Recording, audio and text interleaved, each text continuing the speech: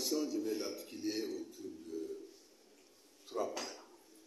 3 points essentiellement, c'est-à-dire, parce que je l'ai connu d'abord, il était très loin de moi, à distance. Ça va être certainement un témoignage. La première fois que j'ai entendu parler de Muntaga, j'étais à Centre. J'avais un ami qui avait de sérieux problèmes. Alors, pour trouver l'argent nécessaire pour l'aider, sans tout le monde connaît, ça c'était 1988-89, nous on n'avait pas de solution. Et Muntaga, qui est lié à Sam Parsé que vous connaissez tous, était venu un week-end à Sam pour saluer la famille. Et il a été approché pour lui proposer d'acheter une maison inachevée de mon ami, parce qu'il nous fallait trouver l'argent. Il n'a pas du tout discuté. Il ne savait pas qu'il avait sérieusement des problèmes, mais il n'avait pas discuté. Il était d'accord sur le montant qui avait été proposé. Moi, j'étais de passage, j'ai vu devant le domicile de mon ami une belle voiture qui était garée, je crois que c'était à l'époque de Renault 25, c'était un peu rare dans ce pays. Alors, quand j'étais revenu, j'ai dit à mon ami, ah mais tu as eu des visiteurs, moi j'étais de passage parce que je partais vers le centre. Il m'a dit, non, il y a un jeune avocat qui était venu ici, qui a accepté d'acheter ma maison. Et ça a réglé mes problèmes. Alors même Muntaga n'avait pas l'argent en totalité à sa disposition, avec lui. Il dit, bon, je te donne ce que j'ai. Arrivé à Bamako, c'est le week-end, le lundi, je t'envoie le reliquat. Mon ami très content lui dit, non, mais si vous faites ça, alors je suis prêt à diminuer encore 200 000. Muntaga lui dit, non, tu as déjà suffisamment fait. Je vais arriver à Bamako, franchement, je t'envoie l'argent, il ne diminue plus rien. Franchement, c'était une générosité à l'époque. Ça nous a sauvés, ça a sauvé notre ami, qui finalement a pu continuer ses activités et après il est allé à Gao. Deuxièmement, deuxième étape, j'ai connu Muntaga sur le plan politique. Mais on était très loin. Parce que nous étions quand même des militants de la demande. Ce n'était pas facile.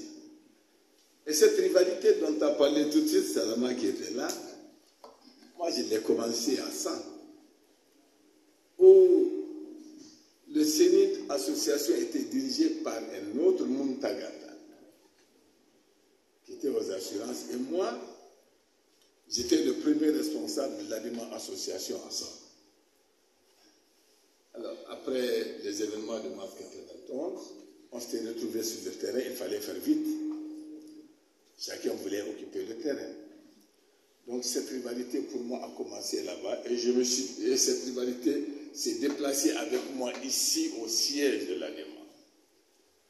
Les premières élections n'ont pas été faciles. C'est vrai, les élections communales, nos problèmes ont commencé avec ça. Mais en ce moment, moi je n'ai pas vu Muntaga, je ne l'ai jamais rencontré. Pas du tout. Donc cette rivalité, alors avec tout ce qui s'est développé à l'époque, ce n'était vraiment pas facile. Mais troisièmement, quand j'ai commencé à connaître l'homme, à le pratiquer, là j'ai vu toutes les valeurs qu'il a en son sein.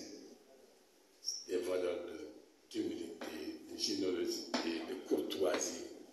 On ne finit pas de faire la liste. Un homme très courtois, humble, prêt à se déplacer pour aller chez tout le monde. Alors, mais ce qui m'a beaucoup marqué, pour lequel je ne cesserai jamais de le remercier, c'est quand j'ai démissionné du gouvernement le 5 décembre 2010. La nouvelle à la télé Montaga était pratiquement la première personne qui m'a appelé. Bon, il m'a dit, mon frère, je viens de suivre le communiqué à la télé. Ce que je peux te dire, je suis à ta disposition.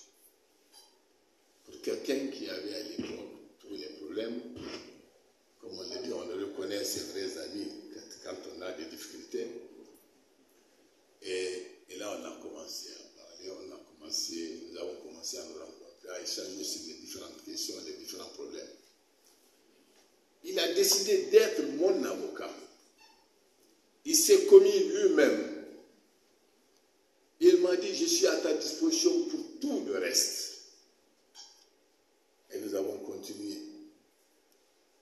Mais ce qui m'a beaucoup marqué, il m'a dit, mon frère, parce que dès le départ, dès qu'on a commencé, il m'a dit, non, mettons-nous à l'aise, nous sommes des frères.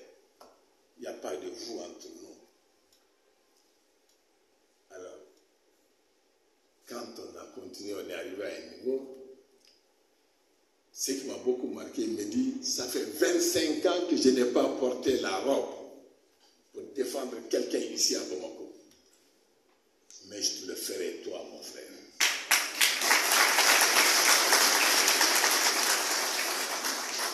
Alors, après je lui dis, mais bon, il faut quand même que je paye les honoraires et tout ce qu'il y a.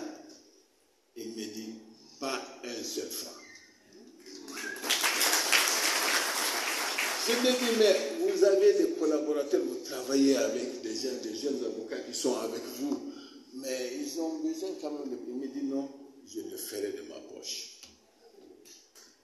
Je crois que si on m'appelle pour témoigner avec toute l'émotion que ça me donne encore, j'ai le devoir de le dire. C'est une occasion pour moi de le dire et de le remercier. Franchement. Comme les Bambara le disent,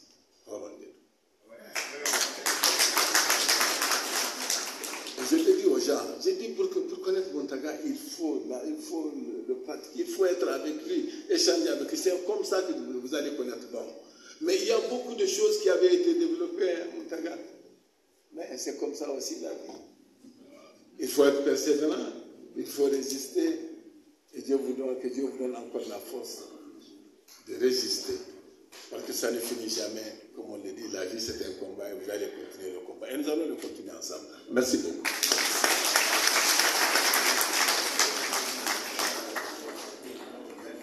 Monsieur Ibrahim Kontalo.